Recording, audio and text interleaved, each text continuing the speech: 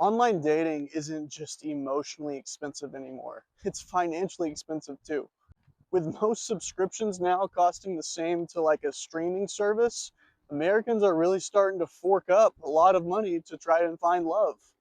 What's up, guys? My name's Caleb, and I'm going to be talking about how expensive and just unreasonable online dating has become. Chances are, if you're watching, you've tried an online dating app, especially if you're between ages 18 and 29, with about 65% of people in that age bracket using online dating, with 54% being male and 38% being female. When you look at the numbers, guys, what's crazy is these online dating apps are making loads and loads of money.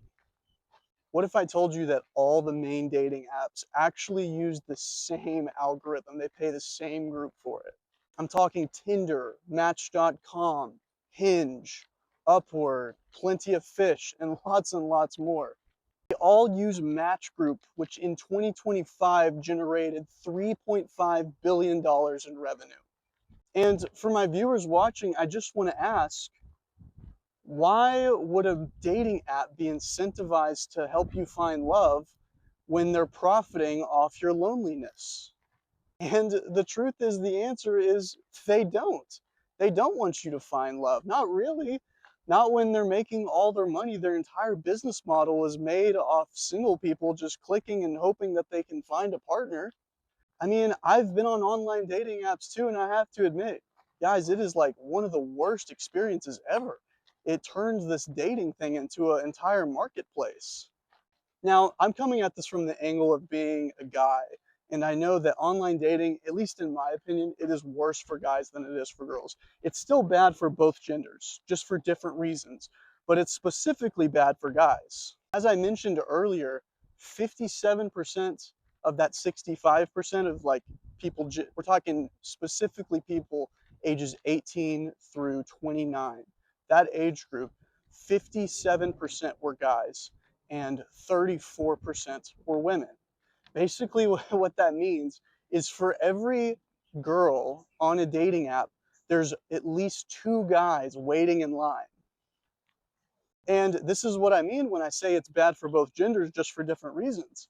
It's because for guys, it's like, holy cow, you have to try so hard to stand out, be unique. You can't just have a simple, hey, it's got to be some extravagant thing. Otherwise, you're just going back into the Ethernet. And for girls, it creates this, oh my God, there's too much to process here because I have so many different options. I mean, I know this is a problem that honestly most of us guys would probably love to take, but who wants to sit and sift through 2,000 different people when, they're just trying to find a single person? And this is just my opinion, but I think this is by design, that the ratio is so heavy weighted towards guys than it is for girls. Reason being is, guess what gender will probably be paying more? Yeah, guys will. Male loneliness in 1990, we're talking around 36 years ago, was reported to be 3%. Now, would you like to guess what that is? 15%.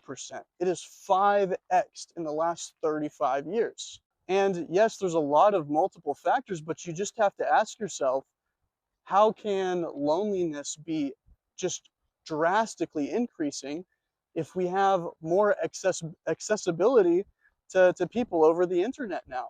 And I really think that the reason is that these dating apps, they don't really want you to find somebody. They want to make a buck off your loneliness.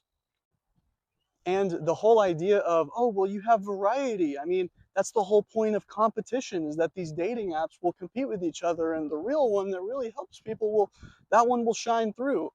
And my counterpoint to that is not really, not when Match Group is literally just has an entire monopoly basically on the dating. I mean, the only one that is different is Bumble, but in my opinion, Bumble is even worse than the other ones. The subscriptions that I mentioned earlier, I mean, Tinder Premium, it's around $16 to $18 a month, and Hinge ranges all the way up to $34 a month. And the thing is that the subscription doesn't even cover everything. You'd think that you're going to get a ton of value with it, and you might get a couple more likes or be able to see who likes you and it's not hidden from you. But there's still microtransactions in these dating apps that they can pile on top of you even when you're paying for the subscription. So as you can see, online dating, it's not only emotionally exhausting just having to go through meeting somebody, trying to figure out who they are and whether you like them or not, and whether they meet all your non-negotiables that you're looking for in a partner. But now it's having to come with a price in your wallet that you're not even getting a date out of most of the time.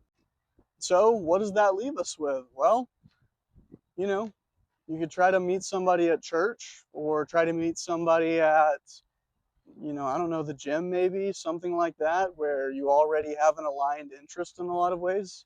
But really, even that comes with its own problems, as, you don't want to say you ask somebody out or you make an advancement and you don't do it the right way or you sound weird. And now you've got this whole reputation of, oh yeah, that guy, he got rejected, or he just goes and asks everybody out.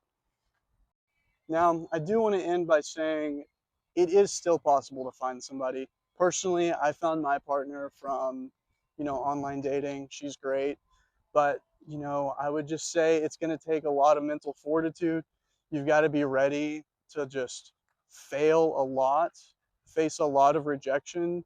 Unless you plan on trying to meet somebody at your church or at work or, some more commonplace, then yeah, it's rough. And really, it just feels like salt is rubbed in the wound whenever you got to pay a subscription that's really not even helping you that much.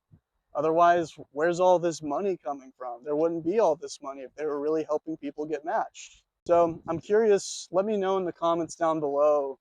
Have you tried online dating? What was your experience? Was it rough? Because chances are, if you're like me or a lot of other guys that have done it, it was not the greatest experience. Thanks so much for stopping by, guys, and I'll see you in the next one. Peace out.